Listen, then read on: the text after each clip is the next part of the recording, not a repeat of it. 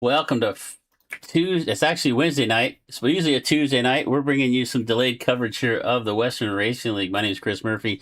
In the booth with me tonight is Chris Lohman. It's a Chris and Chris show tonight here for the Western Racing League Truck Series, week number 16 here at IRP. How you doing tonight there, Chris? Doing all right. Excited to be taking a look at one of the most storied and fun short tracks as we get started here tonight. 35 cars checked into the lobby. A big field here for IRP. Let's take a look here at our point standings coming in tonight. This may be after last night. David Suter still has the points lead. Nick Trader there in second. It's been battle back and forth between David and Nick. Landon Slag in third. Victor Keith fourth. Rick Modric hangs on to the top five. Brandon Cal in sixth. Everett Larson. Everett hasn't been with us for a few weeks. He's out doing some real racing at Charlotte at the summer shootout. Driving the legend cars out there for the last few weeks. Everett there in seventh. We'll miss him. Hopefully we'll see him back here on the sim one of these nights. Bryce Dickman there in eighth. J.D. Biddle ninth. Joshua Raymond going to round out our top 10. Take a look here at the calendar for the Western Racing League. Round number 16. It was North Wilkesboro last week. Back-to-back short tracks. We're going to come back. We're going to have a couple of weeks off. It looks like the next race will be at Richmond on August 11th. And we're getting right towards the chase. So only a couple of races left to go here in the chase. We'll start off the chase on September 15th at Bristol. So that is our schedule here for Western Racing League. We're going to go ahead and get right to the action. We got a few people here on the YouTube chat with us. So let us know who you're rooting for, who you're out there supporting. We got 150 laps of action here at IRP. Chris, it is just going to be an exciting one here tonight for sure. Oh, definitely. I mean, a good flat track, really fun. Passing can be a bit of a pain here, but always a great time to run around an IRP, keeping an eye on, some wheel slip, drivers protecting their lanes, just kind of seeing what we're going to get started here. Best ways to do some early racing. All right, so here we're going to get our starting lineup here. 35 cars strong here on row number 16. That's not what we went. We went row number 1. So on the front row, the 56 of Nick Trader to his outside newcomer, Samuel Fontaine. Back to row number 2. The 95, your points leader, David Suter, Brady Zeller in the DRSN sponsored number 18 will start 4th. We get back to row number 3. Scotty Larson is going to start in 5th. Bryce Dickman 6th. Row number 4. Corbett Raker in the 47. Victor Keith will start to his outside in the 48. We get back to row number 5. It's Mitchell Williams.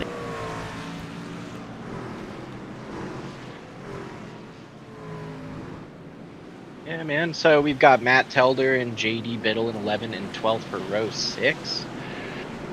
Followed up by Dalton Creech in P13, Rick Modric in P14 for row 7.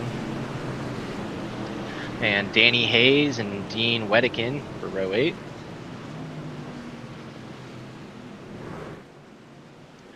Josh Gagnon, Mason Olney for row 9, P17 and P18 tonight, in the 79 and the 35.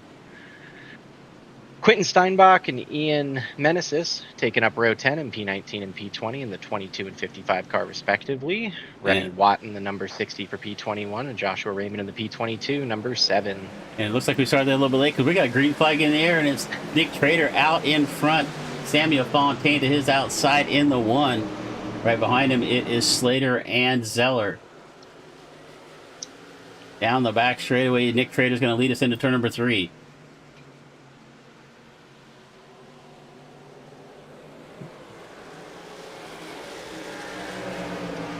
Trader with a good start. Nick is always strong just about everywhere we go. Slater, who's that? Fontaine now up to 2nd.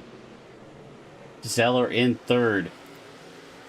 And our timing and scoring looks like it's going to be a little off for some reason here. I was about to say that, as we had a bit of an issue here on our data sheets, as I'm definitely not showing that, but we'll make it work tonight, I think. Happens to the best of us. So yeah, so our timing and scoring showing Boomershine out in front as we're trying to let's see here. So Trader with the lead. Let's see if we can get this fixed here, because that's obviously a little bit of a handful to try to figure that out where we are on the racetrack. So first caution flag here, Trader, and it looks like maybe the problem may have sorted itself out, so it just took a little while to get it going here for us. So we've got there we go, Trader, Fontaine, Zeller, Sluter. All right, little bit of a stumble there to start off the evening, but we are back. We're professionals. We just adapt and move forward. So Nick Trader, lead us here on lap number 1. It looks like the first caution looked like it might have been involving maybe Andrew Bowman and Josh Wise. So we're on lap number 3. Thank you so much for joining us. We see Tyler Brewer up there in the chat. Thanks for joining us here, guys. Really appreciate it. Give you a chance to kind of watch back as we go along. So we got 4 laps down out of the 150. Trader, Fontaine, and Zeller right now, your top 3. Well, and, a little bit of difficulty with this is going to come up just trying to get heat back in those tires again. The first couple of laps, start ripping, get some heat going. Slowed back down, going to have to put it back in them. Yeah, it's a big thing right here, especially the short track like IRP like this. The dust is going to really pile up against the outside of the racetrack. And iRacing did that update here recently where the marbles will collect up on the top of the racetrack. So if these guys get up too close to the fence here, up in that outside groove, out of the racing groove, going to pick up some debris on the right side tires, and could definitely be tough to get that cleaned off here. As you can see right now, Fontaine doing a little wiggle around there, cleaning the tires off here before we go back to green. And as we get later into the race, with the tire wear starting up, their front rights are probably going to take some serious beatings. Some overdriving, some cooling and heating up too much is going to cause some loose trucks across the field. Up in the YouTube chat, we got Michael Champlin up there also chiming in. Thank you so much for joining here, Michael. We're gonna be surprised. You know how you did last night. We're gonna be surprised when it's over with. So a little replay action here coming your way. But happy to be here with you tonight. Live coverage of the Western Racing League week number 16 here at IRP. Nick Trader out in front. Nick is a guy, once he gets to the front, it's going to be tough to get around him. Now, Fontaine's not somebody I'm familiar with, so let's see if he has anything for Nick, as we're going to come off of turn number 4, go back to green flag racing here on lap number 6.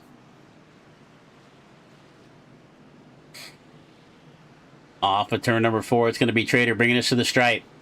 Kind of a late start here. Waits till he gets off the corner, but he's going to take a couple car length lead down into turn number 1. We are single file back mid-pack. I saw somebody taking a look to the inside. It looks like it's the 16 or the 15 of Trader down there, of Matt Kelder actually down there on the bottom of the racetrack trying to make it work. Also right in front of him, Landon Slagan in the 91.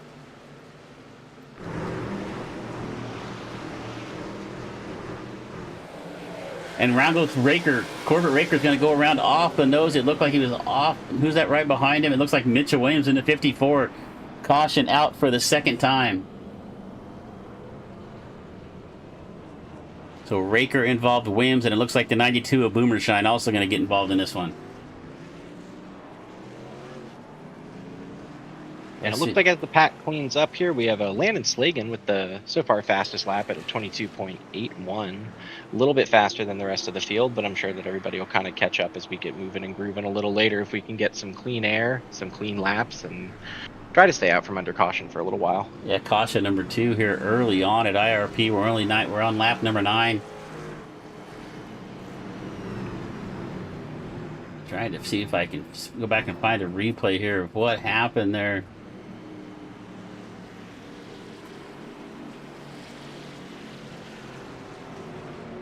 Let's see if we can see this here real quick. That's going to be in the back Viking Construction Group replay. We're already looking at here on board with Raker. Already damaged on the left side of the 47. So this is already after this instance happened. Williams and Raker to the back. So we'll just jump back to live time here. Viking Construction Group bringing you all the coverage here of the Western Racing League. Fontaine found his way around Trader right there, right before that caution came out. So the number 1 of Fontaine was going to lead a couple of laps here. Yeah, and I think what's already being seen here is that on a short track like this, especially with the trucks, and after some of the newer updates as the laps are going to go on, one mistakes are going to start to cause 5 spots, 2 mistakes, you might end up at the back of the pack. Then you're going to be chasing your way back up, as we're starting to already see with 2 cautions with less than about 7 minutes into the race. Yeah, early on here, caution flag, and we kind of expect this big field, 35 cars. Actually, Williams is going to find his way down to pit road. So 35 cars started this race on this short track here at IRP.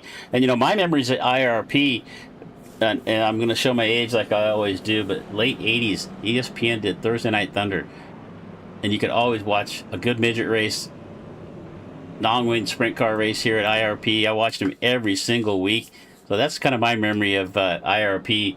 I'm not sure. I don't, age-wise, I think I got a few years on you there, Chris, but it's just always been fun to watch anything we have here.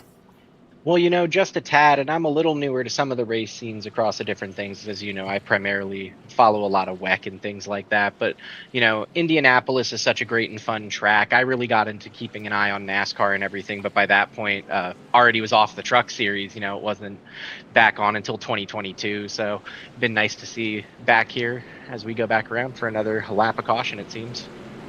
Single file here one more time. We're going to go around one more lap. Lights are out on the iRacing pace car. We will go green this time by. Fontaine, Trader. The Trader relinquished the lead right there, right as we went to caution. Who's that on the bottom of the racetrack? It looks like the 25 of Bowman. Making his way around the bottom. Roll through 3 and 4. Fontaine will bring us to the stripe.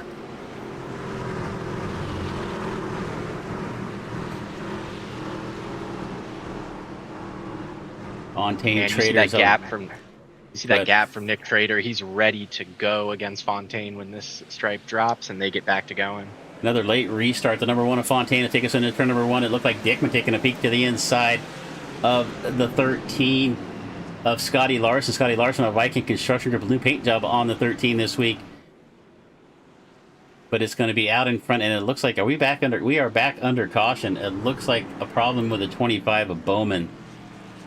So back under caution one more time. Let's see if we can see what happened here to Andrew Bowman.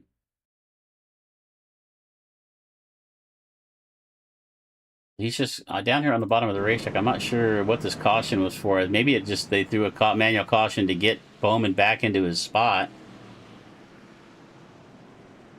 So just another quick caution here. I'm not quite sure what this was. We got Tyler Brewer up here in the chat for us. He is the owner of Western Racing League. He can maybe tell us what this was all about, but it looks like Bowman's just going to get back on the racetrack, so we'll just jump back to live time here and quit trying to figure that out. Caution out on the speedway. Fontaine now out in front as we're back to... Where is the pace car? There it is. No, that's Boomershine. Yeah. I have not spotted our little blinking friend yet. No, we'll see him in a minute, caution, I'm sure. You can see the yellow lights flashing in the corner, so we're still under caution here. So we're just waiting for the pace car to come back out.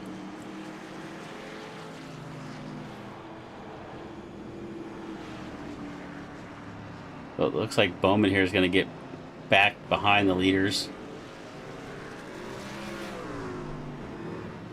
All right, there we go. Pace car finally picks up our leader. Bowman's going to go around. Boomershine's going to go around. Brady Zeller there up in the chat. Yeah, it does. Brady, let's show it here for you. The DRSN number 18. Brady has put the DRSN colors on the car, probably for the last 10 weeks or so. It hasn't always brought him the best of luck, but let's take a good look at it. There we go. The number 18 of Brady Zeller right now running up in the top 3. Let's see if he can hang on to this before this is over with. So the one thing we're not getting here, Chris, I'm not getting any caution flag notifications here, so we're gonna have to wing it. I think we should be able to tell when the cars slow down on the racetrack, because Mitchell Williams getting a wave around there. Yeah, like we were saying earlier, I definitely think we'll make it work with the replay. A couple little data things here and there popping up, but it is what it is at the end of the day. As long as we get to see what's going on, we can make it work. Well, this is kind of cool. I mean, we'd like to cover these things live, but what's really cool is we got a bunch of the drivers here watching us live broadcast. They get to watch it back here with us, which is a lot of fun. But we get some input up there as we see Brewer, we see Michael Champlin's there with us, Brady Zeller's with us. I'm sure there's somebody else out there that's a little too shy to type into the chat. But if you're here as a spectator, let us know who you're rooting for out there. I know who the rest of the guys that are in there so far, who they're rooting for. They're rooting for themselves, but we're going to get back to green flag racing here. Off of turn number 2, lights are out on the pace car. Next time by, it'll be Samuel Fontaine, Nick Trader, Brady Zeller, Sluter, and Scotty Larson with a good run here in the 13 up into the top 5 so far.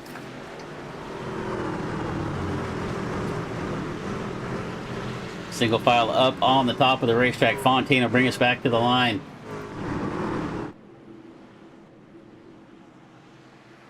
Late restart zone here at IRP. They're just about to the flag stand at that point, but here goes Fontaine. He'll take us into 1. up in the outside of the racetrack. Trader down to the bottom in 1 and 2. Can he get a run off of 2? No. Outside lines just got too much momentum. Fontaine able to drive away. Here comes Zeller now up on the outside of Trader. Trader down on the bottom. Trader's going to make his way down pit road. Did he get a he must have got a black flag or something, because Nick Trader coming down pit road after that restart. I saw smoke out on the racetrack. I think we got another caution. It looks like it might be Bowman again. I see Slagan back there limping down on the infield. Scotty Larson looks to be involved in this. Scotty Larson was up in 5th. He looks to be involved in this as he's falling back through the field. Let's see if we can see what happened here, Chris. Yeah, some of our event data is coming in a little late. It looks like it definitely was most likely a Landon Slagan and a Scotty Larson incident, but I'm curious what exactly went down. It looks like they get in the corner here, and Slagan just picks up a little push, pushes up into the left rear quarter of Larson, and then finishes him off there with a second shot. That's going to turn the 13 around off the nose. I think maybe the second shot, Slagan was just trying to straighten him out. That's the way we'll call it. So Slagan there in the 91 down the bottom of the racetrack. Menace has taken some evasive actions. Rem Wyatt in the 60 as well.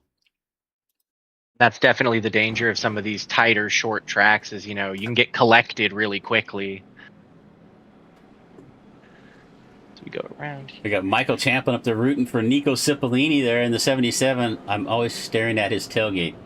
All right, so so the 52 of Champlin chiming up there in the YouTube chat. Appreciate you guys being here. And you know what, you guys, if anybody out there hasn't hit the subscribe button already, do so now. Hit the bell, get the notifications. You don't want to miss any more action we got coming your way the rest of the week. But right now, Fontaine out in front, Zeller in second, and Nick Trader. Where did Nick end up? Nick way down there in 26th. So pit stop there for Nick. That's another thing we're not getting. I'm not getting any pit. Oh, no, that's on there. I'm getting pit times. All right, here we go. Light's still on. We're going to go around one more time. We will quit complaining about what we don't see and what we can see. So Fontaine, Zeller, Schluter, Dickman. That's your top 4. Bryce Dickman been on the podium. He's been kind of our road course specialist, Chris, and he's looking pretty good here tonight so far. He started in 6th all the way up to 4th right now. Well, you know, I've always joked that as I found on the service, both transfer and help a lot, you know, between your road car and between your NASCAR, and depending on the turns and different tracks across both kind of leagues and different things you race, pick up a little bit in both. I definitely know truck racing's made me a better road driver, especially in the GT3s, places like Le Mans, anywhere like Daytona Road Course. Understanding the oval's real fun. Yeah, you know, I just don't get the opportunity to get on and race near as much as I would like. I end up sitting here behind the mic a little too often. I think I need to get out and make some laps out here, especially on a track like this. It's such a historic little short track. It'd just be fun to get out here and run around and beat the boards down. We got lights out on the pace car. Halfway down the back straightaway, we've just got a couple of green flag laps in here and there. We're on lap 22 of 150. Fontaine, Zeller, Schluter. That's your top 3.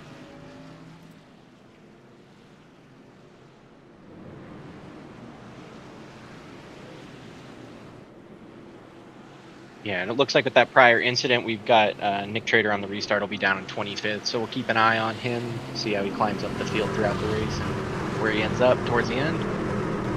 Yeah, tough track to pass on. If anybody can do it, it's going to be Nick. We'll keep an eye on him back there. As you said, he is way back through the field after starting up front. Fontaine with a good jump into 1. Zeller is right there with him. The 18 of Brady Zeller closing in on the back of the one. We're side by side. That's Dickman. Actually, that's Cal and Creech. Keith on the outside gets into the outside wall. Telder has to take evasive action down to the bottom. So Victor Keith in the 48 fighting back on the outside of another newcomer there, Matt Telder in the 15.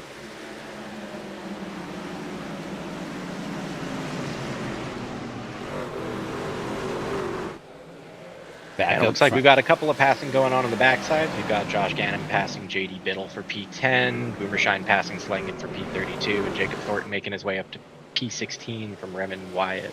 Yeah, Gagnon underneath the 96 of Biddle. Biddle's usually really strong on these short tracks, but Gagnon's going to find his way around. Menace is trying to follow by. Not an easy track to pass on the bottom. The guys on the outside are going to get a little momentum, but look at Matt Telder. Telder finds a way around Keith for 6th off of turn number 2.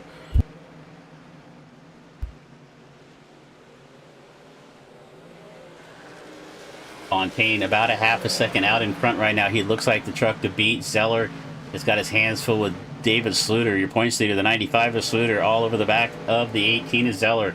A little further back, we see Dickman and Dalton Creech in the 36.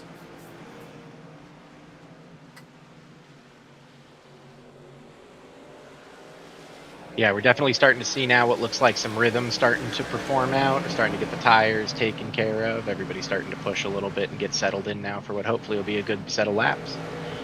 Creech with a peak underneath the 30 of Dickman off of turn number 2. This is for 4th. And Creech can make the pass. He's got a great run into 3. Dives down on the bottom of the racetrack. Telder right there behind him as well, looking to follow him by. Creech and Dickman side by side. Dickman catches a little piece of the concrete off of turn number 4. That is going to let Creech take that 4th spot away. The 36 of Dalton Creech going to slide up in front of Dickman, and here comes the 15 of Telder, also looking to get by Bryce Dickman here now for 5th.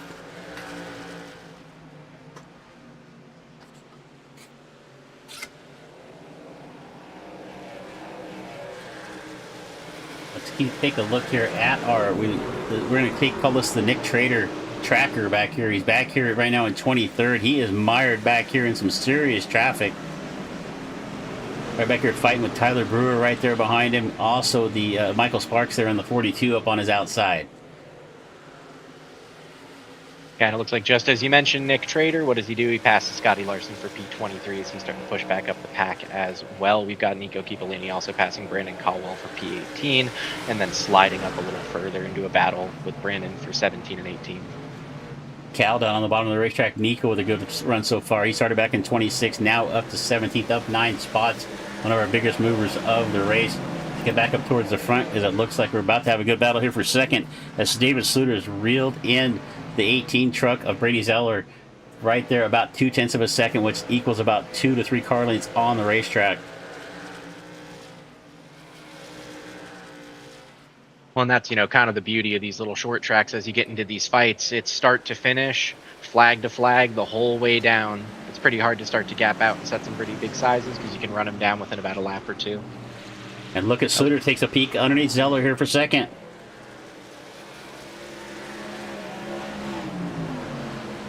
David Sluter always runs up in the front, just every racetrack we're at. Short tracks, 1.5 mile, super speedways, road courses. David Sluter is going to find his way to the front. Right now, he is making the pass. He's get the pass complete off of the 18 up to second. David Sluter sets sight for Samuel Fontaine. It looks like another great battle starting up between Nick Trader and Michael Sparks back for P22. So he's continuing up the field here. Tyler Brewer passes Quentin Steinbach for P20. Steinbach and Brewer right there in front of Trader and Michael Sparks. This is back in the field about 22nd and 23rd. Take a look up through the rest of the field. Sparks on the outside. Trader way down on the bottom of the racetrack. He's making it work, but you can just see you run that outside line and it just got such an advantage over the momentum off the corners. Michael Sparks is able to clear about 2 car lengths of Trader. They're right there off of 4. We're getting some traffic about the 51 of Josh Wise going a lap down as Sluter and Zeller both go by him.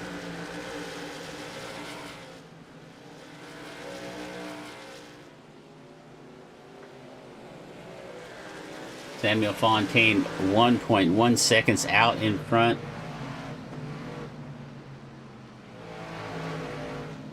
David Sluter trying to reel him in, but just actually not able to shake the 18 of Zeller and the 36 of Creech.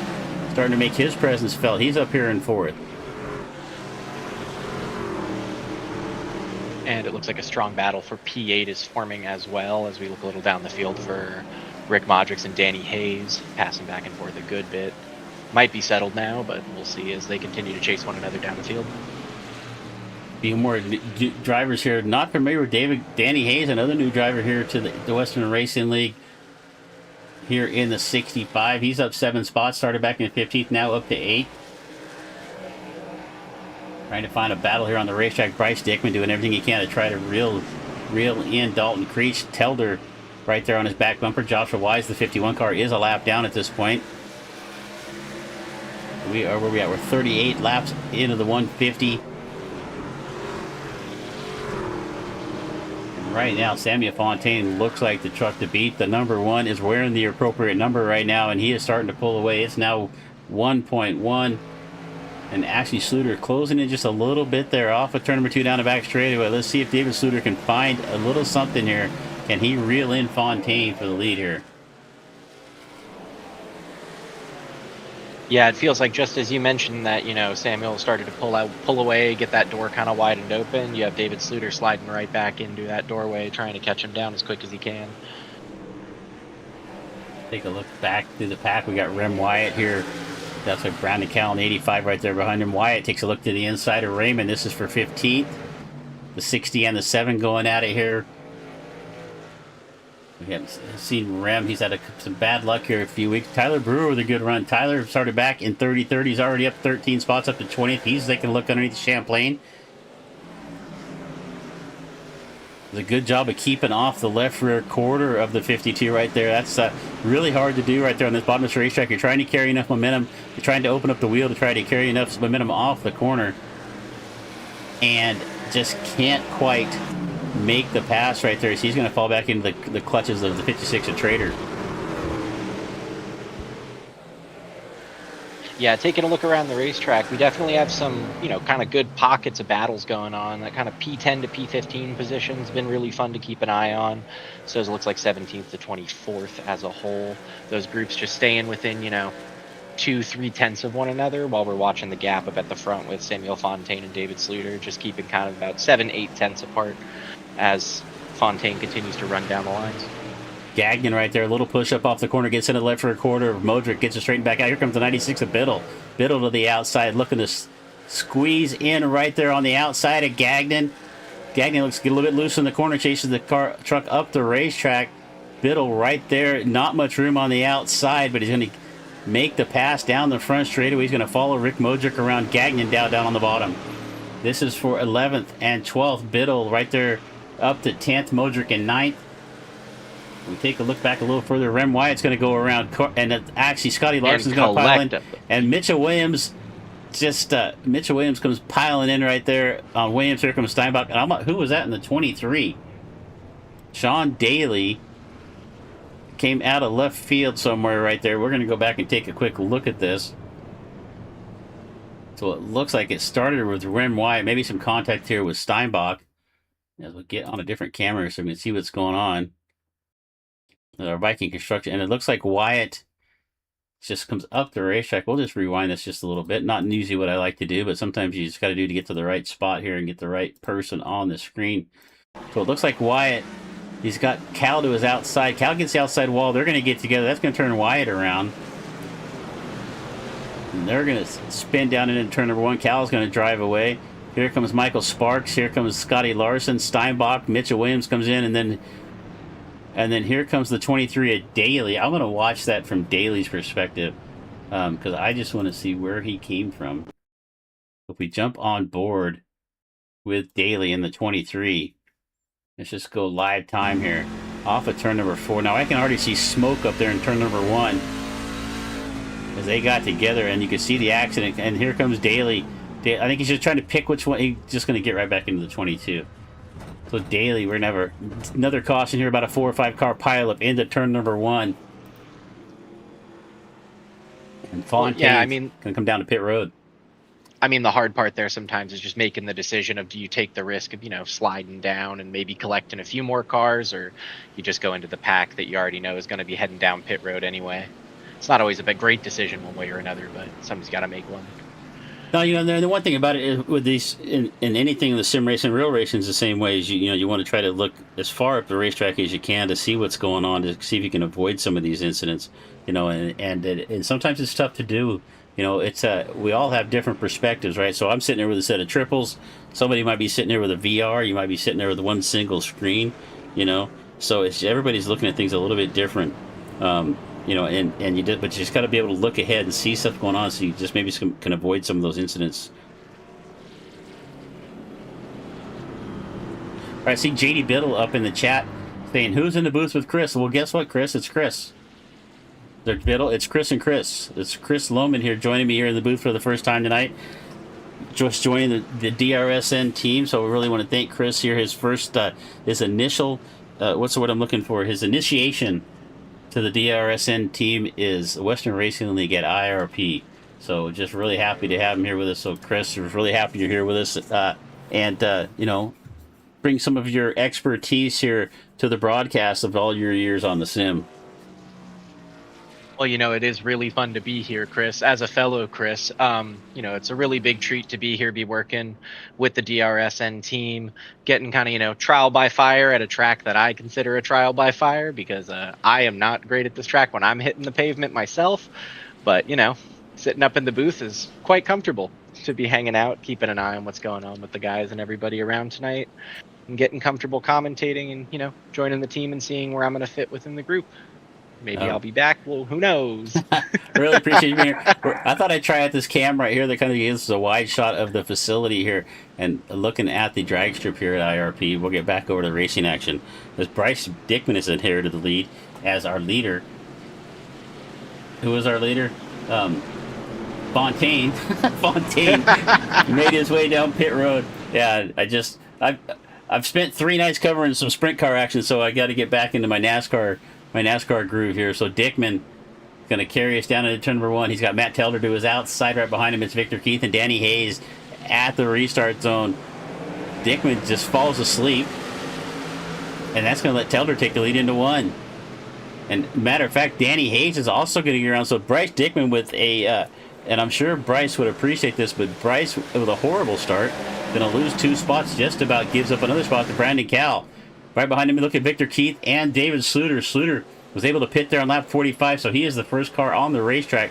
And around goes 18 to Brady Zeller. Brady's going to go around. Going to clutch the 96 of Biddle. I see Steinbach involved in this one again. Larson in the 13 also involved once again. So Brady that was Zeller. Trader who went off up front. Nick Trader in the 56. Looks like he's driving away, but it looks like there might be a little bit of damage to the right rear quarter on the 56. But it looks like that started somewhere around Brady Zeller, so we'll see if we can see what happens. So we're going to get some good use out of the replay buttons here tonight. We are on lap 50. So let's see if we can see what happened here to Brady.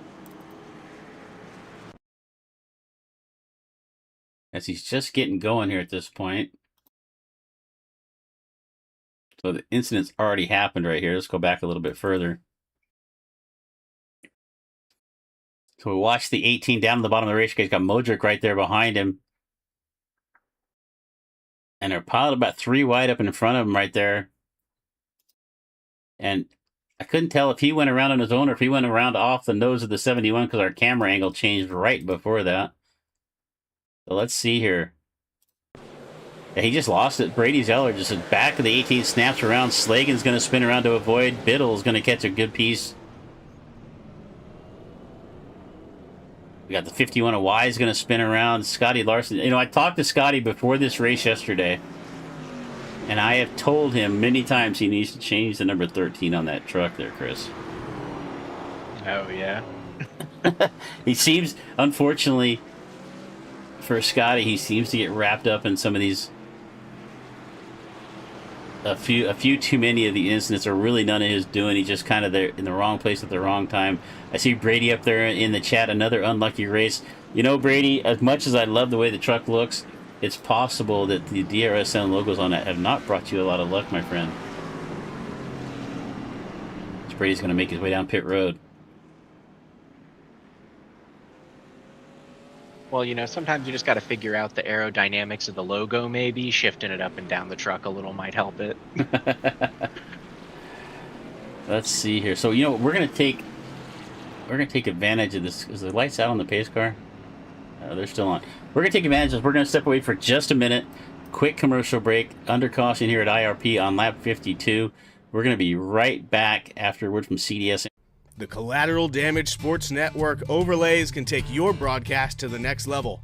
Whether you want to kick off the show with our all-new infographics or wrap it up with our Race Results 2.0 with podium and superlatives. In the race, dive in to see who got on and off pit road the fastest, and then use our head-to-head plug-in package to know exactly when your driver will catch the leader. For your onboard cameras, you've got to have the Tower Telemetry. Then for the rest of your broadcast, keep up with all the action with alerts for penalties, off tracks, and other events, stage break grids, alternative leaderboards, special event plugins like the Indy 500 qualifying, and a ton more to keep up with all your favorite drivers from start to finish, from country to country, and pull your standings directly from SimRacer Hub. Join all of our elite broadcasting partners and find your next broadcast upgrade at collateraldamagesportsnetwork.com. All right, we're back live at IRP. Looks like the lights are still on the pace car. We're going to go around one more time. Matt Telder's found his way to the point. Bryce Dickman got back into second after a not-so-favorable restart. Brady's new sponsor, Livery Lucky Charms. There you go. I see Michael up there in the YouTube chat right now with us. I'm just kind of sad, you know. We didn't get to see any of the live driver cams tonight, so we didn't get to see Michael's driver cam. He usually has a lot of good graphics and stuff around for us there, Chris. So we'll have to catch that one next week. Yeah, well, looking forward to it. Yeah, actually, I think we got 2 or 3 weeks off, but all right. iRacing pace car pulls in one more time. Telder will bring us to the line. The 15 of Matt Telder brings us into the, what is the restart zone here? It's usually the United Rentals, or we're going to call it the Viking Construction Group restart zone here tonight. Matt Telder brings us to the line. Green flag in here once again here at IRP on lap 54 of the 150.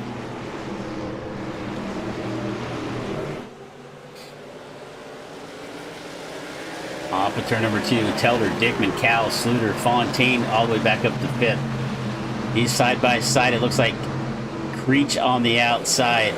Fontaine trying to get himself back up to the front after having the lead early and pitting here about 10 or 15 laps ago.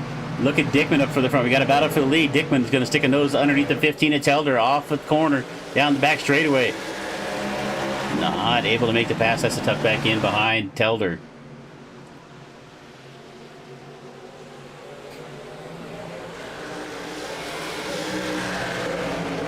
Fontaine now back up to 4th. Then it's Creech, Cal, Biddle. JD Biddle now up to 6th. Cal falling back another spot to his outside. Here comes the 79 of Gagnon.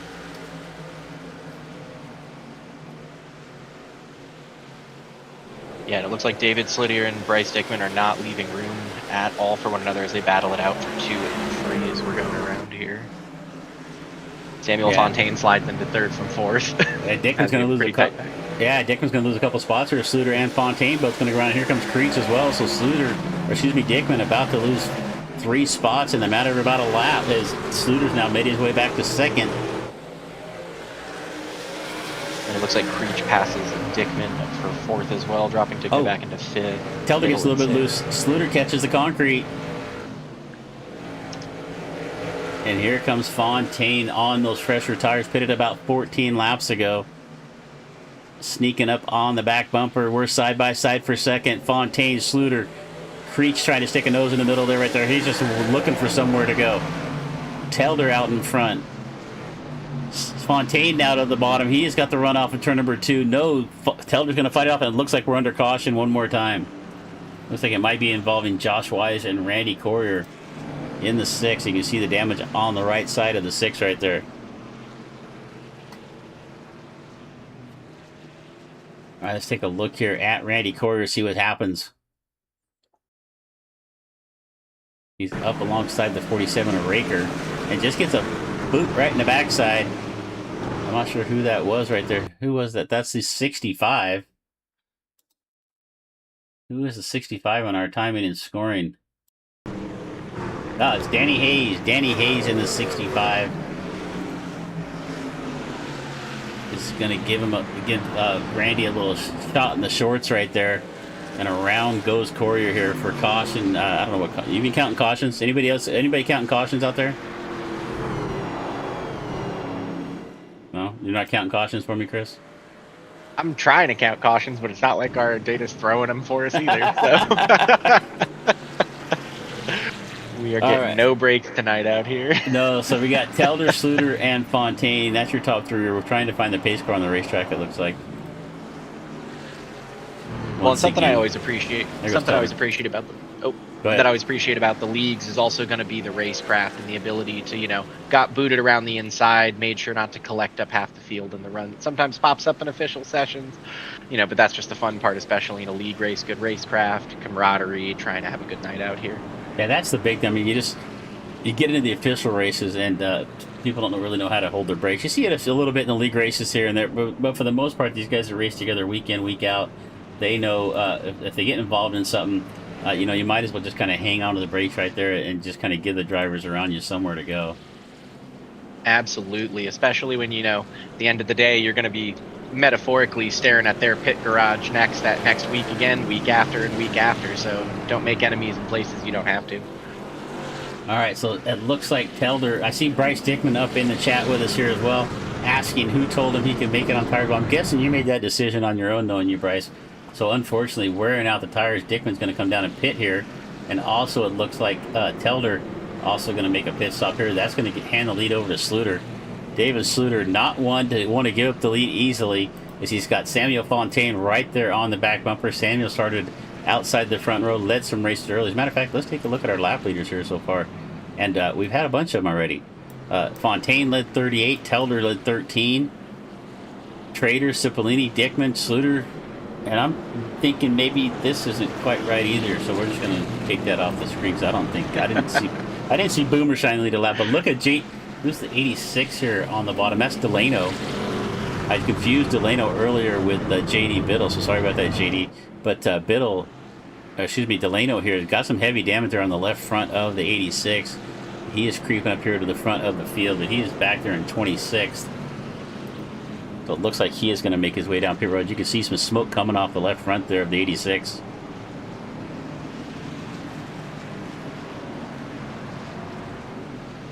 All right, we're going to double foul restart. Lights are out on the pace car. All right, what are we looking for in this restart, Chris? We've got 64 down out of the 150. So, I mean, I really think looking on this kind of restart is going to be, once again, getting some race rhythm moving, getting down the track, not getting stuck up in traffic too much. And we're also probably going to start seeing some more focusing on, you know, tire management, pit stop timing, and things like that as we start to get back towards the back stretch of the race. Well, Bryce Dickman's still on the racetrack. My data is saying he hasn't pitted yet, but we got a green flag in the air right now. Sluter with a good jump. He's going to take the lead down into one. Fontaine to second. Creech now up to third. Biddle down on the bottom of the racetrack. He's up to fourth. Dickman stuck on the outside with those old tires that we talked about. Here comes Gagnon now alongside of Dickman, trying to get fifth spot away. But up front, Sluter's got the challenge from Fontaine. Fontaine just about sticks the nose on the outside right quarter of Sluter, but sticks better, but takes back in the line. Creech and Fontaine second and third right now. Biddle, JD Biddle, always good on the short tracks. Right now up to fifth after starting back in 12th.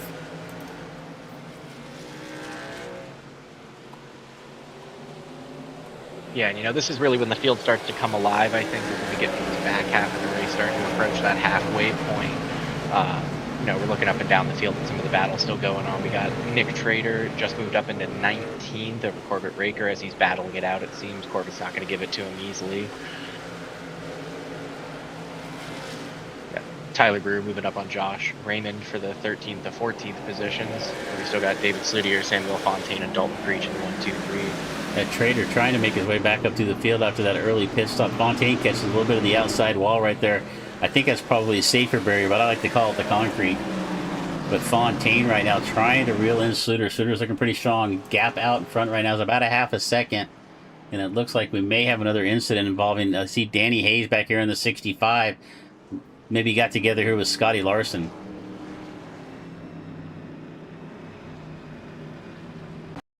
All right, let's take a look here at Hayes down on the bottom of the racetrack here underneath the 48 of Keith. And looks like he just gets into the corner a little too much rear brake, or just got in a little too deep, locked it up. He's going to go around. And it looks like just about everybody going to miss him. There goes Mason around there, right there. The 51 of Wise is going to miss him.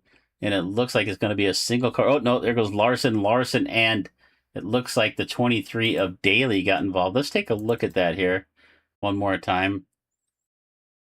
So we've got Larson right there in front of Daly. Up in front, we know that the 60 is going around. You can see the smoke. And Larson was just trying to check up. Daly thought he needed to maybe kind of reshape the bumper there on the right rear of Larson's car, and around goes Larson. So another contact there between Daly and Scotty Larson. So we're getting back to live time here. We are under caution again for the. All right, so we got JD Biddle there in the chat. Let me see who is Dang right, I don't. I'm AI driver 2447. I'm not sure who that is. I think that might be Raker, if it's the number 47. So he's commenting on your comment there, Chris, about how Raker's not going to give the spot up easily. He says, "Damn right, I'm not going to. I don't give up anything easily."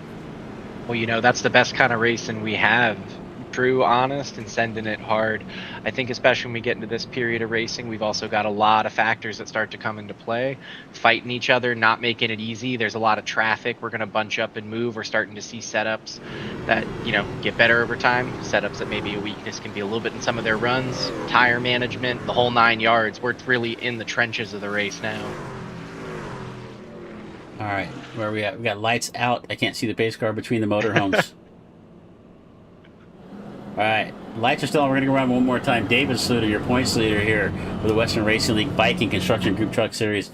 Samuel Fontaine, Dalton Creech, JD Biddle, Josh Gagnon. That's your top 5. Bryce Dickman. Bryce still has not pitted. Still on old tires. Everybody else around him is pitted. The other driver that hasn't pitted in this race is the 85 of Brandon Cowell. He's back there in 9th.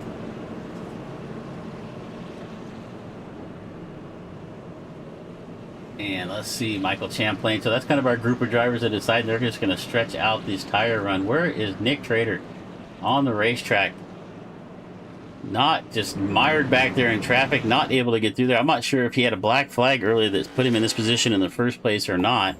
But he's still back there about, where's he at right now? He's back in 18th spot right now. And his points challenger, David Sluter, is out in front. So this will be a huge point game for David right here.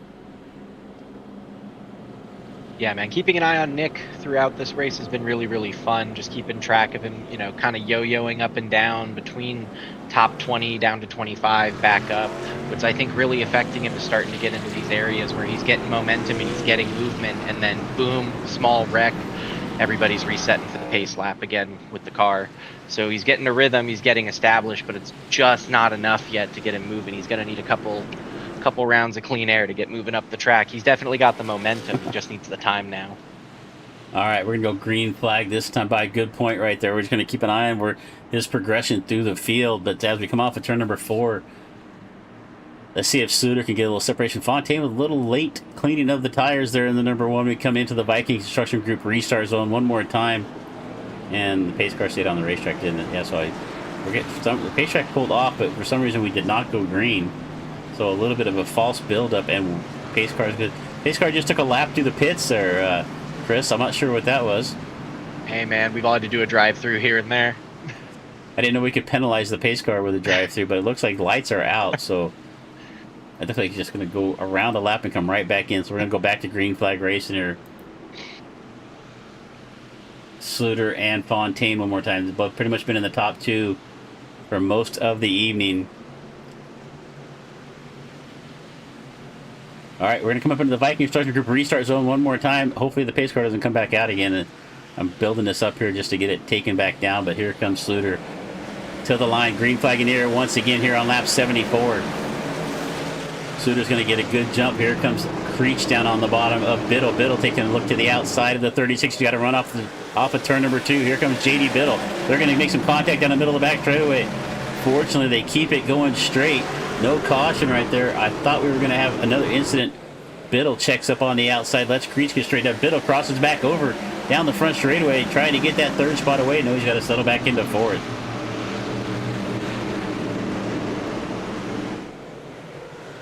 We've got a lot of lower pack movement, it looks like. We've got Brandon Cowell, Rich Modritz for P10, Tyler Brewer passing both Victor Keith and Michael Champlain for P15 into 14.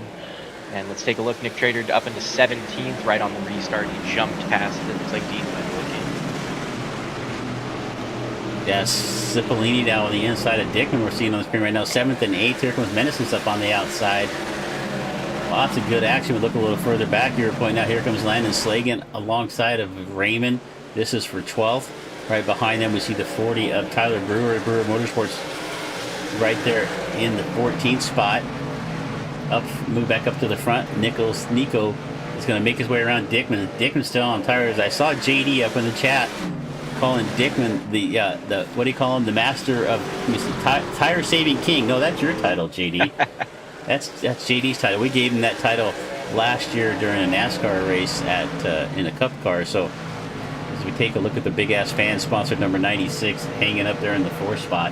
Let's see if we can find a little action through the field here. Side by side action all the way back here. Trader up on the outside of Keith. This is for what was that, 16th on the racetrack right now. And there was our leader just a few laps ago, the 15 of Matt Telder down on the bottom of the racetrack.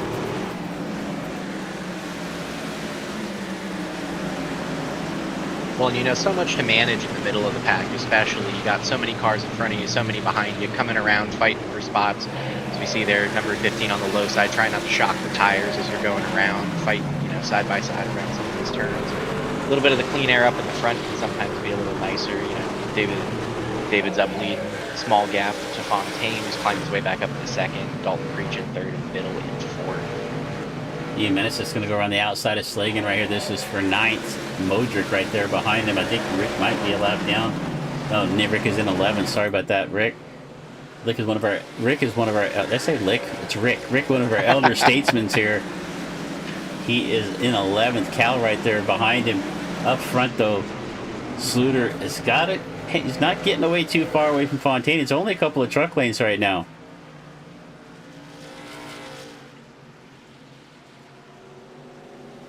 That's the beauty of some of the moves that happen around this kind of track. Is, I mean, what is it? It's like 0.6 or 0.7 of a mile. I don't know the exact number, but short track by every way of the definition just means that tight racing the whole way across the entire field.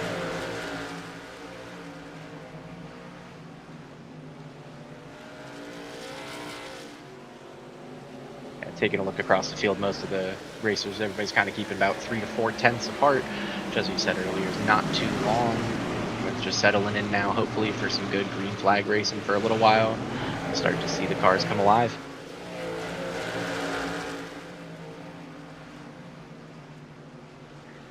Got a great battle. It looks like Dean Wedley and Michael Champlin battling back and forth for P18.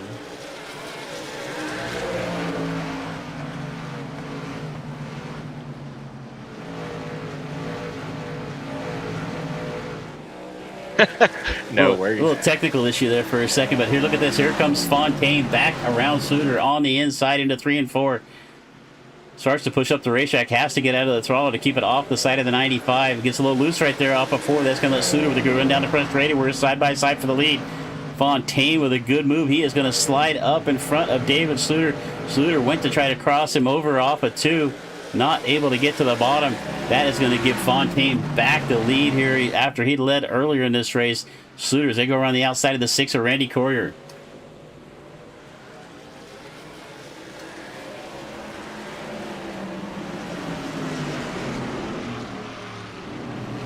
So Fontaine back to the front. Creech right there. We take a look a little further back. Still going on this battle back here for 9th and 10th. It's been going on for a while with Menace and Slagan.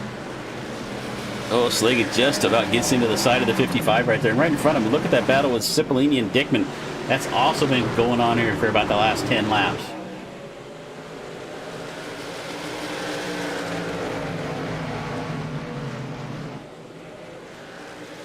All right, back up front, Fontaine about 3 truck lengths advantage over David Suter. We're 87 laps. We're past the halfway point of this race, 87 of 150. Dalton Creech starting to fall back, so it looks like it's going to come down to Fontaine and Suter unless something big happens here before this is over with.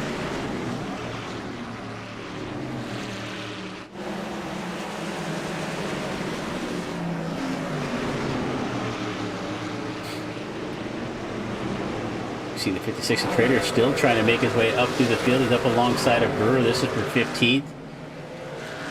Nice dive down into the bottom of turn number 3, but just not able to get the car to rotate around the bottom of the racetrack. Has to get out of the throttle. And a little further up, we still see that battle going on up here. Now it's Matt Telder. Telder. Is it Telder? Telder. It's Telder. It's an L in front of the D and the D not in front of the L. It's Telder up there in 10th with Meneses right there behind him.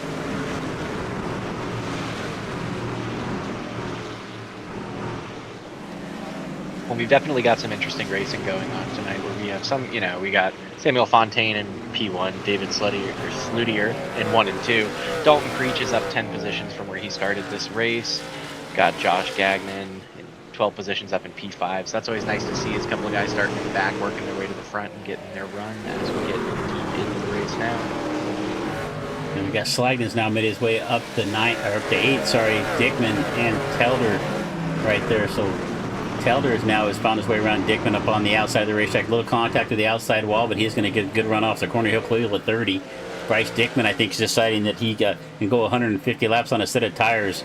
We're going to see how that plays out for him because he is now back to 10th.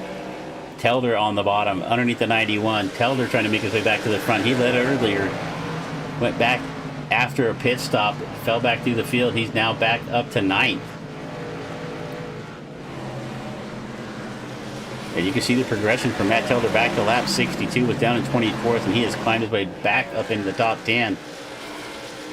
And he's now going to try to find his way around the 91 of Slagan.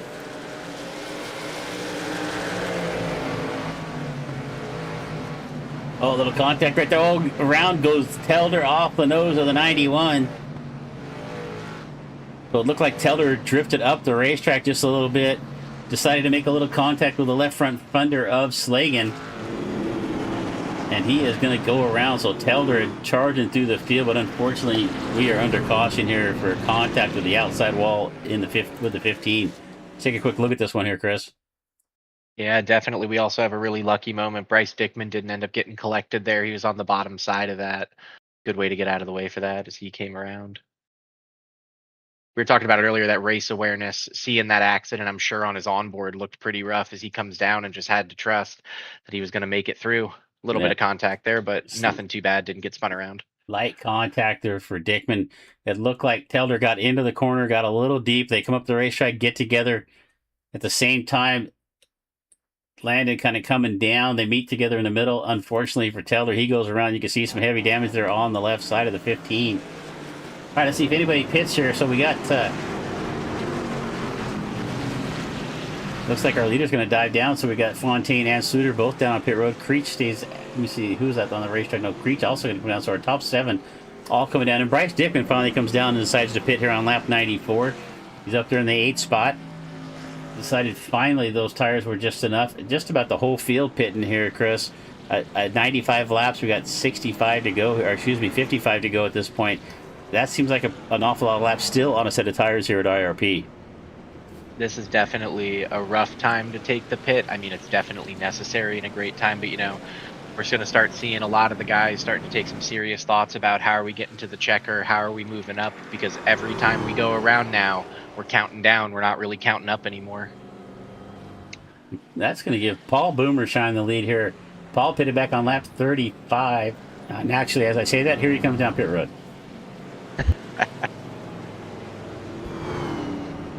So Paul in the 92 is going to find his way down pit road. J.D. Biddle was able to pit here. J.D. Biddle is going to be the winner off of pit road here.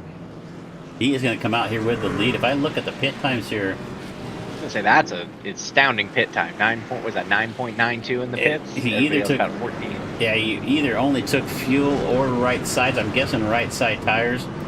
I wonder if this data works here. So we've got our caution mode here for our pit stops. So JD Biddle, yeah, according to this time in the pits, just took 2. That's really small. I don't know if you guys can even see that on your screen out there. We need to do some changes on that. But Biddle, with a nice move, up 11 spots, started back in 12th. And you can see some drivers going to get a wave around here. I see Rem Wyatt there in front of our leader on the racetrack. It looks like the 54 of Williams as well.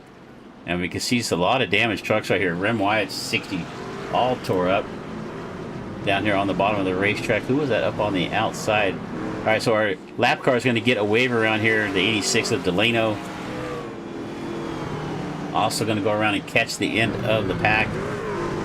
So it's going to be the Big Ass Fans number 96 of Biddle here on the pole. The restart here at lap number 98 when we get back to green flag. Fontaine, Creech, Sluter, Thornton right there. Gagnon now in 5th. We're still trying to find Nick Trader. He is back in 13th. It has not been Nick's night. He's not been able to make his way back through the field. But JD Biddle, the king of saving tires right now, but he's got 2 fresh tires on this thing. That's how it pays off. Off of turn number 4 to the Viking Construction Group restart zone. And we are green in the air one more time. Biddle will take us down into turn number 1. And no, you know, they're just, you know what, it's just practice for me, right, Chris? I think Another that's what that drive-through. was. Yeah. So, I do want to. Sorry. No, go ahead. You go ahead. I do want to say, because we had mentioned him as, I guess, the pace car is figuring out what it's doing for the time being. I do want to say, while it might not be Nick Trader's night, he's putting on an impressive performance down there, up P14 for this restart. We know he was down towards P25 earlier, so. I started on a pole this race. Had to take an early stop. I'm guessing he had a black flag. It had to be what happened earlier. We just didn't see it, but. All right, one more time. JD Biddle.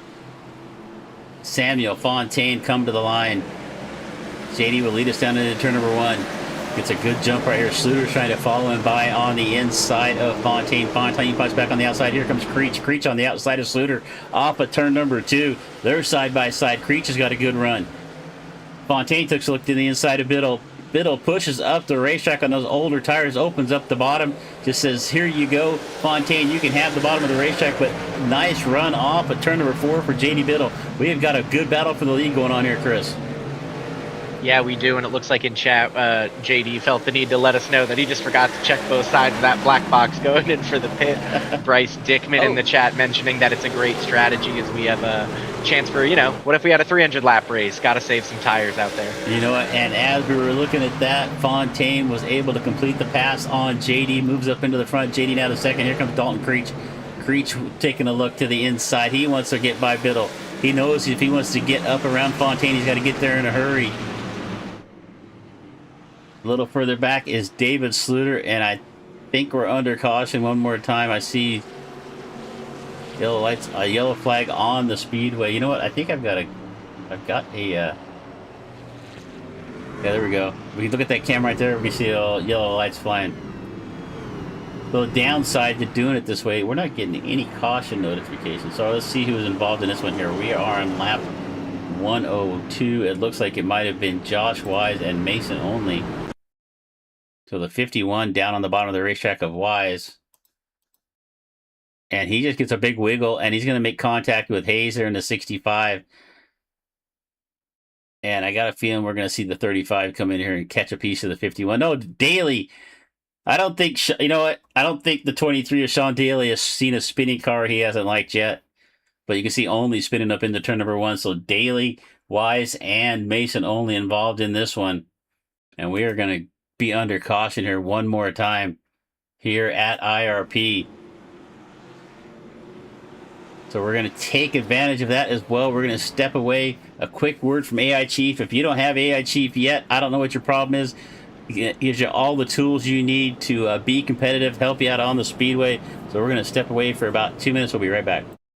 Now, driver, while the field gets sorted out and someone out there is still trying to find reverse, let me ask you a question. Have you ever been in the middle of a race and thought, man, I really wish someone in my headset would tell me what the hell is going on? Maybe you're running out of fuel. Maybe the leader is about to lap you. Maybe you just wrecked half the field and you're pretending it wasn't your fault. Well, driver, that's where I come in. AI Chief, your personal crew chief, race strategist, motivator, and occasionally the only voice of reason between you and the outside wall. With AI Chief, you get live race strategy, fuel and pit calls, real-time race updates, savage coaching when you start doing something dumb, and trust me, based on what I've seen out there tonight, some of you really need the help. AI Chief doesn't just tell you when to pit, he tells you when to save fuel, when to push, and when to maybe, just maybe, stop trying to go 3 wide into turn 1. So if you're tired of racing blind, and you'd like a crew chief that actually knows what he's doing, head over to AIChiefRacing.com and let Chief get you sorted out. Because the only thing worse than wrecking is wrecking without knowing why. AI Chief, I've got your back. Now let's get back to the action.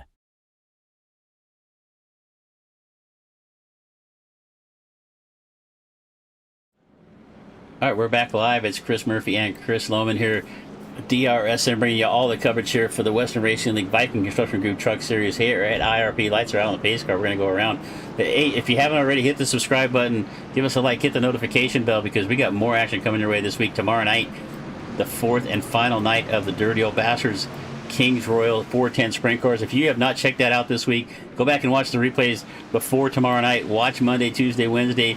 You don't want to miss any of that action tomorrow night as well for the finale. We're going to crown ourselves a new king tomorrow night for the Dirty Old Bastards in the 410 Sprints at Eldora. But right now, we have got to finish this race here at IRP for the Western Racing League. We got 45 laps left to go. 105 down is Samuel Fontaine, J.D. Biddle, Dalton Creech, David Sluter, and Josh Gagnon. That's your top 5 as we are 2x2 into the restart zone.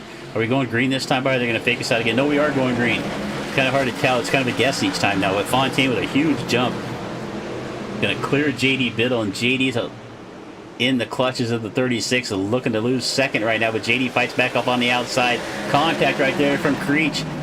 Little wiggle down the back straightaway, gets him to the left third quarter, but J.D. hangs on to it. The short track specialist right here knows what he's doing, as they're going to make a little contact with the outside wall. As I'm praising J.D., he gets into the wall, and then Creech for another shot right there is going to give him a little punish, getting into one.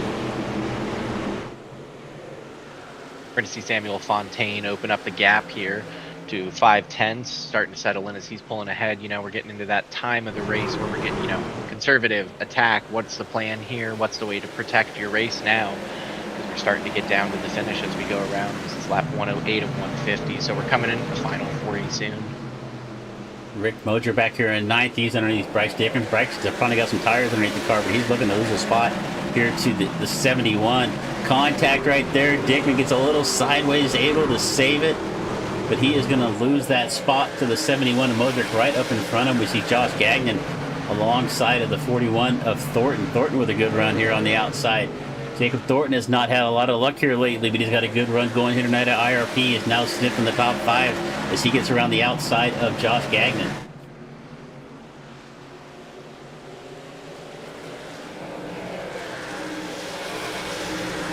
And look a little further back here, our good buddy Nick Trader in the 56. He's now up to 12. He's up along the inside of Braden Cal. He's trying to get around Victor Keith there.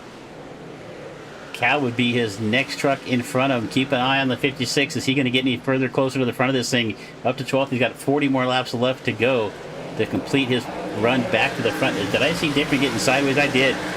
Just saw Bryce Dickman get a little sideways off of turn number 4. He's going to run. We're under caution once again.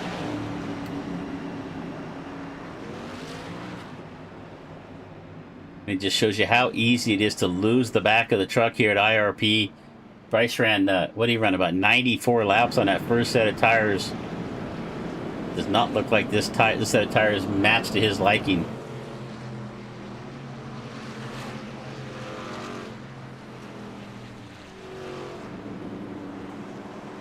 All right, let's just take a quick look at that. We're gonna watch Bryce's dirt track expertise here off of turn number 4. Down here on the bottom of the racetrack on Nico. And just gets down the yellow line right there and just loses the back of the truck. Does a nice job of keeping it down out of everybody's way, not getting collected. I was watching for the 23, but he's in pit road, so Dickman able to get spun around, get going again. Well, now I think this is a bit of what we were talking about earlier with track wear and, you know, some of the new updates where we're starting to get to that point. We're hanging out a little too high, going to get some light contact into the wall as we go around turn 3 and 4 often. Hanging out a little too low, same areas, you might get a little loose as the track wear really starts to dig in here.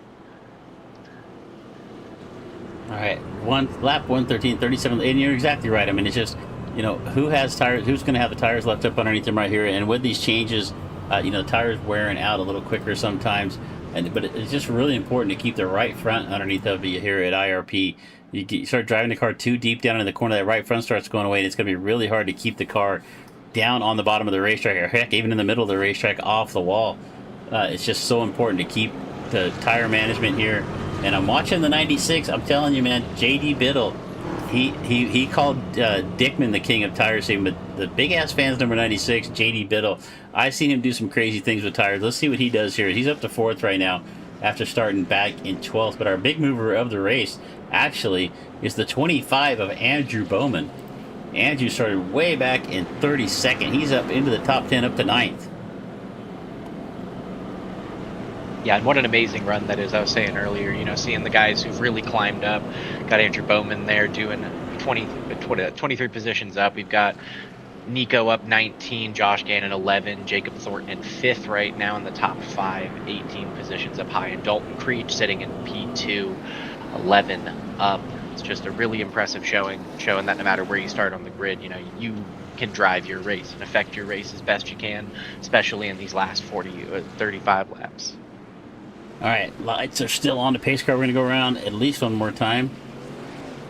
Lights are out, so it's going to be a guess. We're going to play the game. All right, so do we go green or don't we go green?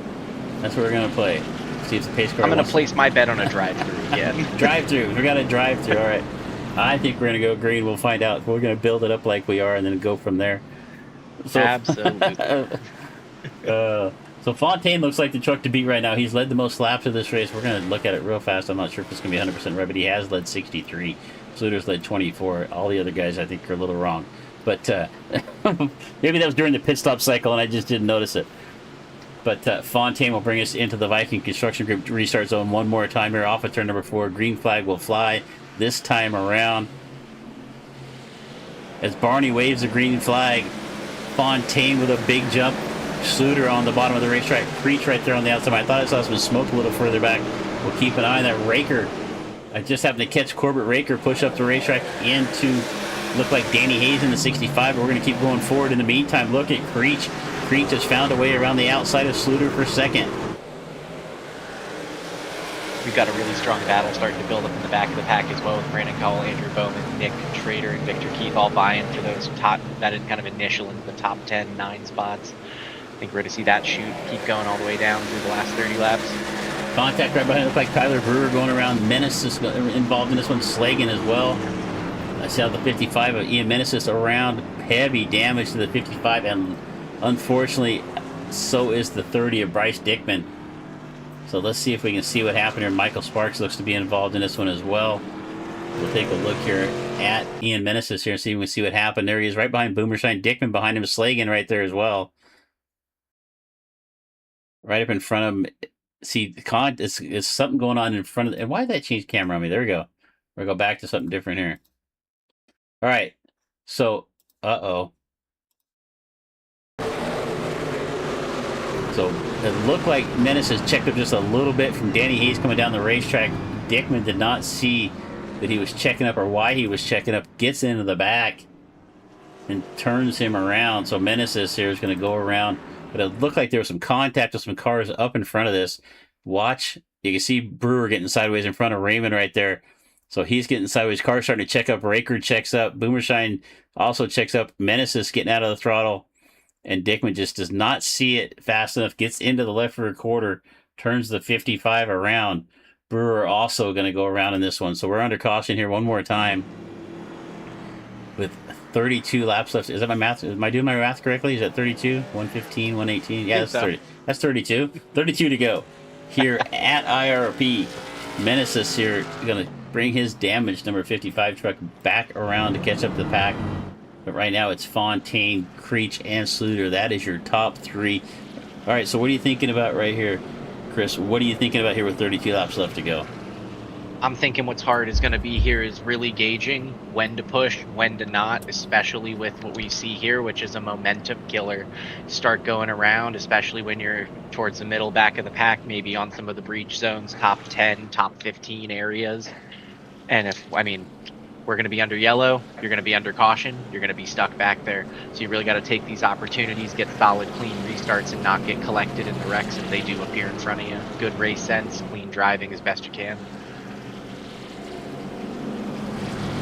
Yeah, all good points right there with just a little bit left to go in this race. I mean, who is going to find something here late? Who's that going right outside? That was, it looked like, somebody getting away. Sparks getting away around there, maybe it looks like. All right, 30 to go. Fontaine is definitely the truck to beat right now. He has led definitely the most laps of this race. Started up front. Creech right there. And Dalton Creech looking pretty strong. Another newcomer here to the Western Racing League. At least to me anyway. But then again, I'm old, so sometimes I don't remember those things. But alright. We're just going to start taking a bet every restart now. Restart or no restart. Drive through? Come on. Where are we at? I'll go drive through again. It's been, I think I'm gonna stick with. Alright, we're gonna go around one more time. And the sun is starting to set here at IRP. You can see the lights on the pace car, lights on the speedway. We got a good crowd here tonight. But we're gonna go green next time around. Lights are out this time. As we got Michael Spark rejoining out of the pit lane, it looks like. And Michael right now finds himself a few laps down. He's about 3 laps down at this point. Down there in 28th. Matt Telder led some laps early on in this race. He's now down there in 26th. He's the first car a lap down at this point.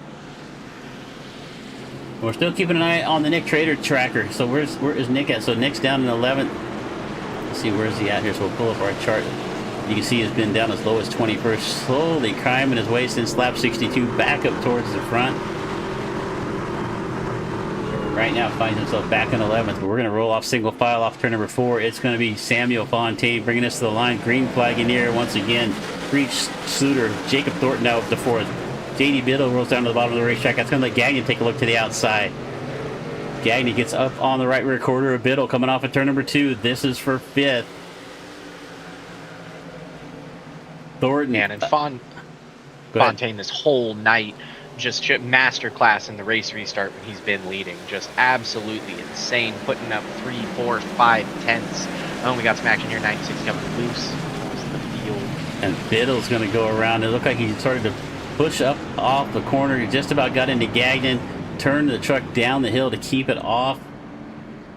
Actually, it was a Gagnon or Suter. Let's go see if we can take a look at it. We're under caution again. And let's see here. So we got Biddle going off the racetrack. He's underneath Gagnon right here, off of turn number 4, and it looks like the truck started to push up the hill on him, and he started to just about get into the left rear quarter. As we'll go to a different camera angle, and you can see it as he comes up the racetrack, and instead of taking Gagnon out, he turns the truck to the left, gets it loose, just about saves it right here, back and forth, and fortunately for Nico, JD turned the truck back down to the left onto the grass. So single car incident here. We are under caution now for the you were supposed to be counting. I know I was, and I have no way to do that. I want to say maybe 9. I'm thinking 9 or 10, something like that. Yeah, something like that. All right. 17 laps left to go. 26 laps left to go. My math is getting terrible. 26 laps left to go out of this 150. Fontaine, Creech, Thornton. Biggest gainers of the race. Andrew Bowman up 23. Thornton up 20. Nico Cipollini now at 19. Brewer 17. Delano has moved up 16 spots. Take a look at some of our team cars here. So we got our teammate graphic right here on the racetrack. Brewer Motorsports. Jacob Thornton up in 3rd. Gagnon in 5th. Brewer, the namesake of the Brewer Motorsports, back in 16th. Where we got, who else we got here? The CS Motorsports drivers. And I got these alerts up on the screen here, kind of blocking our team stuff, don't we? People are going up this road. Let's just turn that off. Just turn that off right there. So there we go. CS Motorsports, David Sluter in 4th. Cipollini down in 7th. Let's see who else we got here. OGRL, Modric Cal in the top 10. Champlin back in 18th. Randy Corder down in 32nd right now. Transistor Motorsports of Nick Trader by himself. He's back up into the top 10. Victor Keith in the VG Motorsports in 11th. Boomershine 14th. Weta King back to 21st. Scotty Larson down in 33rd right now. Lights are still on, so we'll play around with some more graphics. What do you know? Wood Motors Racing of Joshua Raymond here by himself on the racetrack. JK Racing, Dickman Bowman, and JD Biddle. As JD had a good run going, but unfortunately is going to fall back to 21st after spinning around down the front straightaway. We got Michael Sparks now joining the YouTube chat saying good evening. Michael, you missed a lot of stuff, man. Where you been? That's all I want to know. We got Fontaine lead. Where is Michael Sparks on the racetrack? Scrolling up and down. Oh, he's down there in 28th right now. Looks like a couple laps down. We talked about that a little bit ago, didn't we? Yes, we did. Yeah, your memory's better than mine. That's what happens when you get old. Well, you know, I'm also enjoying, as we're doing a lovely replay tonight, as it looks like the lights are still up on the pace car. Oh, they're out. We'll place our bets in a minute. But, you know, 1 a.m. here for the replay is a really good time on the East Coast. So, memory because of age might be one thing. Memory because of sleep deprivation might be another in the booth tonight. So we'll see. I thought you were going to get a nap, you know. Just because I got a nap doesn't mean that I got enough sleep. Now, I'm going to place my bet here. I think we're going green this time. Maybe we'll get to see a rundown for these last, 23? That's the right number. Laps remaining. All right, Fontaine, Creech, Thornton, Sluter. Does anybody have anything for Samuel Fontaine? Is Fontaine going to pick up his first victory here in the Western Racing League? Off of turn number 4 into the Viking Construction Group restart zone. One more time, Barney's waving the green flag. Fontaine with a huge jump, and as you said it just a little bit ago, Chris, Fontaine has just been exceptional on these restarts. Absolute masterclass with 4/10 to Dalton Creech in the second position. Jacob Thornton number 3. I want to know who's holding that camera right there. Yeah. Oh, Thornton, Fontaine into the wall on the outside. That's going to let Creech sneak up on the back bumper of the 1. First mistake we've really seen Fontaine make. Dalton Creech right there with him, about a half a truck length. Here comes Jacob Thornton in the 41. One of the best runs we've seen Jacob all year long. He's up into the top 3. He's looking for a podium spot here tonight. Fantastic run out of the 41. Yeah, and you know, keeping track of our boy Nick Trader down in the 56 car. He's finally broken back into the top 10, sitting in 10th. 2/10 just behind number 9 and Andrew Bowman. And quite the charge through the field from earlier on. If anybody up in the chat knows, I think he had to have a black flag early because he pitted right after or drive through or something. I'm not quite sure what it was, but all right, we're back onto the speedway. The action on the racetrack here. Thornton and Sluter. Gagnon also with a good run here in 5th. A little further back, it's Rick Modric in the 6th spot. Nico Cipollini with a good run here in the top 10 as well, up to 7th. And our big move of the race, Bowman, as we saw just off the camera, back to 9th. Let's take a look at our boy J.D. Biddle trying to come back to the field. He's back in 19th after that last caution. He's got the 91 of Slagan right there in front of him, both with a little bad luck tonight. Down on the bottom is the 52 of Michael Champlin with the 44 of Dean Wedeking right there as well.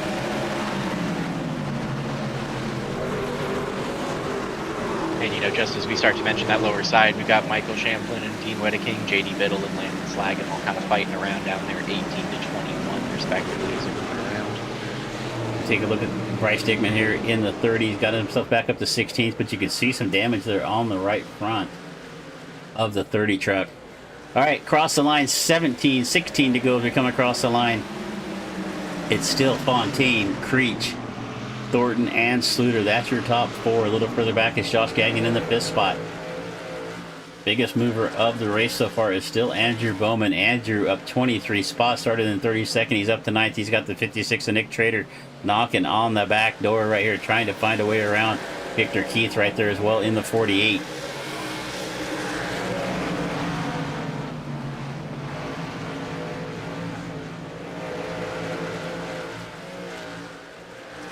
Fontaine getting some separation right here. About 3 or 4 truck lanes now. Back to Creech.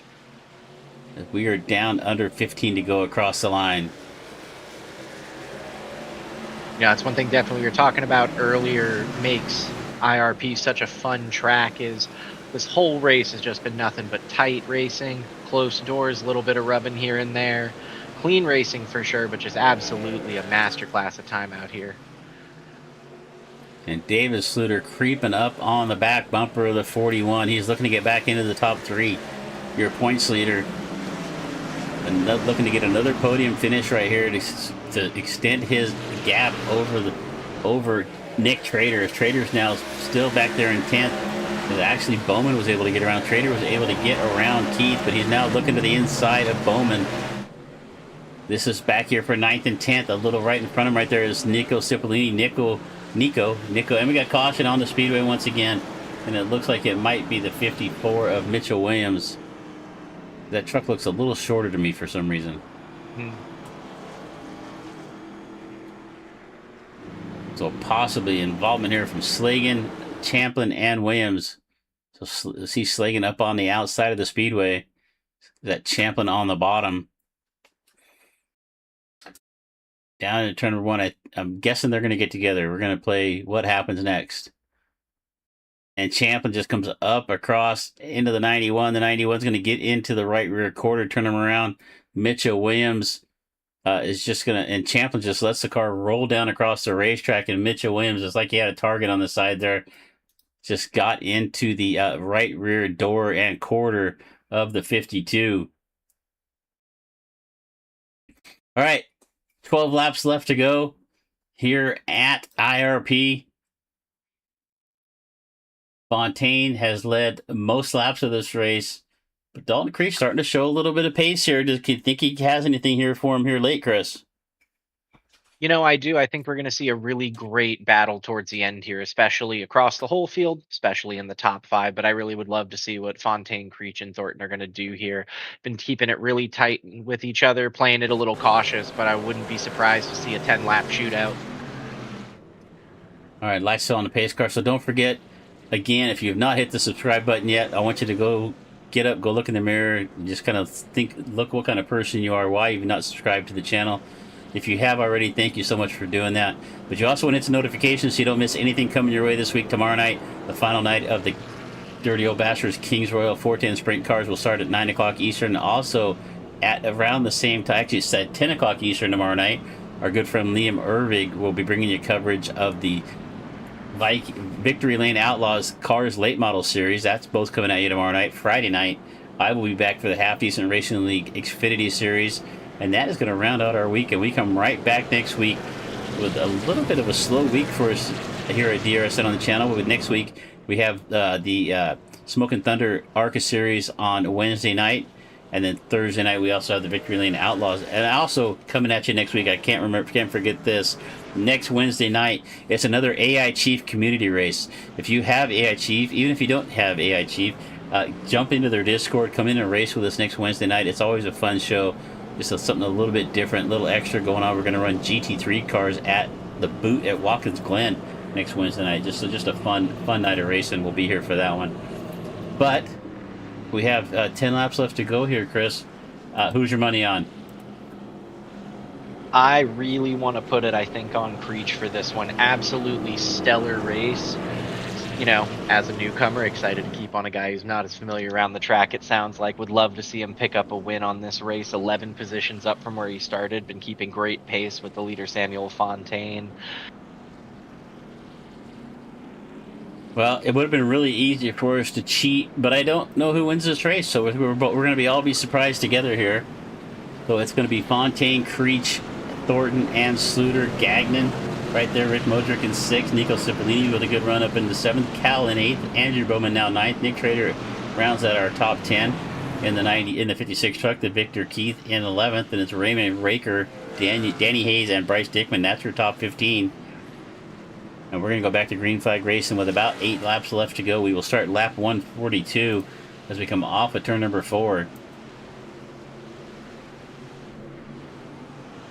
And Fontaine will bring us to the stripe. Green flag will fly, possibly for the last time here at IRP.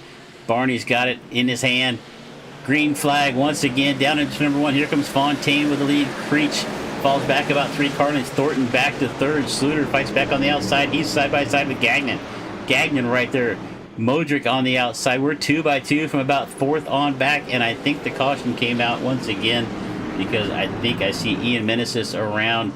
Dean Wedeking, Michael Sparks, Slagan all involved in this one. Not a good night for the 91. Pace car back on the speedway. Look at the heavy damage on the front of the 91 and Landon Slagan. Let's see if we see what happened here, Chris. On this restart, it's going to happen a little further back here, I think. Watch the 91 of Slagan up there on the outside.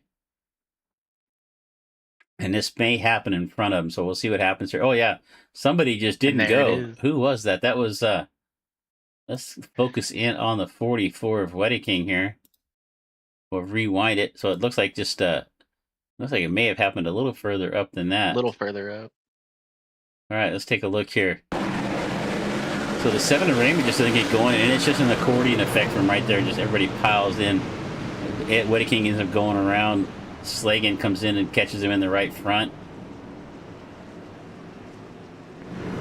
So caution here once again. We are going to get down to probably about 5 laps left to go before we get back to green flag. You know, I'm also thinking about just how much of a treat it must be for, as we've said earlier, you know, we're watching this replay, we're covering it as best we can. We don't know who wins. We didn't watch this ahead of time, which is real fun. But you know who did, and you know who does know, is the drivers in chat. So they're getting to hear our reactions in real time. They're getting to think about the things they know is going to happen and has been. So who knows, maybe they're all really excited for the next 5 shootout that we have no idea what it's going to look like yet. Yeah, I saw somebody up there earlier that they were they like, it was Ryan Thompson, iRacing. Let me see what he say here. He actually made the comment about prefer the delayed broadcast, more fun to watch with the chat. So, and I don't see Ryan wasn't out here tonight, was he? No. All right, so we're gonna go back to green flag here. A couple laps around, so we got 6 to go. So I think by the time the caution, the lights go out on the pace car, we're gonna have probably 4 or 5 left at that point. But it's Fontaine. As far as I see it right now, this is Samuel Fontaine's race to lose. All he needs is a good restart here. Hope it stays green flag. And I don't think Creech is really going to find a way around him. It's been really hard to pass out there tonight, unless you're a lot faster than the guy in front of you. So I think this is Fontaine's race to win right here. And we see Rem Wyatt getting a wave around there on the outside. I think I'm still going to pull for Creech here. He's been behind Fontaine a lot on these restarts. There's been a couple of cautions back and forth, which means maybe this is when Dalton finds that rhythm and can take the jump with Fontaine around the sides, and then it's just a run to the finish line. Take a look back here from Fontaine back to Creech, the Mr. Radiator SV Designs. Got all kinds of sponsors on this. Great Lakes Sim Racing. So Fontaine here looking to pick up win number 1. If Fontaine or Creech win this event, they would both, for either one of them, would be their first Western Racing League victory that I'm aware of. So we're going to go back to green flag to start lap 147. We'll have 4 laps left to go in this race to complete round number 16 here for the Western Racing League. And then we got a couple weeks off, and then we'll be back. But here we go. We're going to get green flag in the air once again, Chris. Fontaine's going to bring us to the Viking Construction Group or restart zone one more time.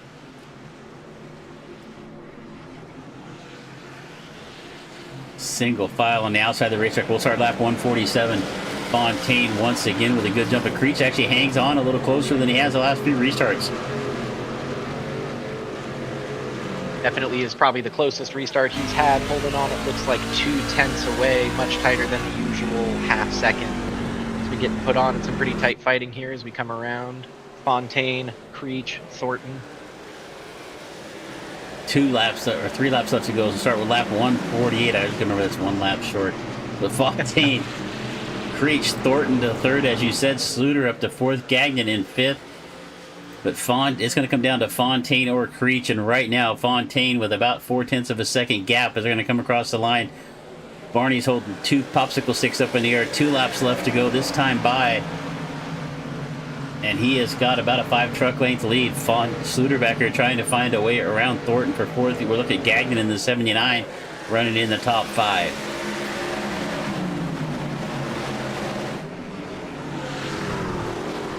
Off at turn number 4, across the line, white flag's in the air.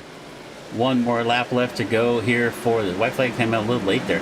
Fontaine, 1 lap left to go, just 2 more corners now as he comes off at turn number 2. He has about a 0.6 of a second lead. If he does not make a mistake, he will take the win here at IRP. Samuel Fontaine rolls through 3 and 4 right through the middle of the racetrack. He's going to come off at turn number 4. Checkered flag in the air for Samuel Fontaine. Dalton Creech in 2nd. Jacob Thornton 3rd. David Suter 4th. Gagnon up to 5th. Rick Modric with a great run for the 71 up to 6th. Nico Cipollini with probably one of his better runs of the season in 7th. Brandon Cal 8th. And there's Nick Trader back in the 9th spot. Andrew Bowman rounds out our top 10. All right, give us some thoughts on that one, Chris. What do you think of your first race here with the Western Racing League Truck Series? So I think overall, absolutely an amazing race. We had some great fighting all the way from top to the bottom of the pack. We had some great stars tonight. Andrew Bowman's absolute monster climb up the grid as he did. Nico Traeger's fight all the way back from starting at the top, dropped to 25th due to something that we're still a little unclear on right at the beginning of the race, but climbing back up into that top 10, holding on to it. Dalton Creech finishing P2 with 11 grid spots up from his start and, locking in on that launch and really pushing Samuel Fontaine right to the checker. There's absolutely great. Samuel Fontaine's masterclasses of restarts tonight was also a highlight for sure as we see him spinning out, celebrating here, taking his win. Sammy Fontaine with a fantastic run there tonight. Started in second, comes home with the victory. Dalton Creech started back in 13th, comes home in second. Let's take a look here at the full results.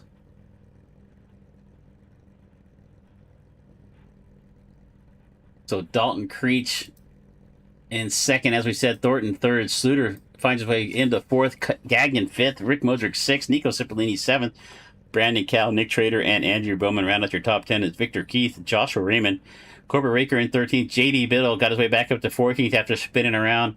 Matt Telder 15th. Danny Hayes in 16th. Paul Boomershine 17th. Tyler Brewer and it's Noah Delano back there in the 19th spot. In 20th, it was Dean Wedeking. Back in 21st, Mitchell Williams, Landon Slagan, Rem Wyatt 23rd. Quentin Steinbach 24th. Bryce Dickman, not a great night for Bryce. Struggled there late after getting involved in an incident. He's back to 25th. Michael Sparks in 26th. We did have 25 cars on the lead lap, which is really surprising here for IRP. I guess the cautions kind of helped out with that. Ian Menace is 27th. Champlain 28th. Sean Daly in 29th. And then we're going to 30th spot was Josh Wise. And I'm saying that because it gets cut off the screen. Mason Only 31st. Randy Courier 32nd. Scotty Larson in 33rd. Brady Zeller back in 34th. And as a good friend of mine likes to say, Daniel Sparks won the race to the hot dog stand back there in 35th. Leader of the most laps was Fontaine. He led an even 100. Hard charge of the race, as we said a couple times during the race, was Bowman. He's up 22 spots. Fontaine led the most laps, as we said. Fastest lap of the race was also Fontaine. Nick Trader sat on the pole, but unfortunately, he's going to come home in 9th position. So that is going to wrap it up for us here at IRP for the Western Racing League. So before we get out of here, don't forget, more action coming your way the rest of the week. Hit the notification button. So we're going to go ahead and jump on out of here. But before we do, I just want to say from all of us here at DRSN, and thank you so much for choosing to spend your evening with us. I'm Chris Murphy here with Chris Lohman, saying keep it smooth, keep it smart, and if you can't do that, at least keep it entertaining for the folks at home. Thank you so much for joining us. We're going to see you next time. Good night.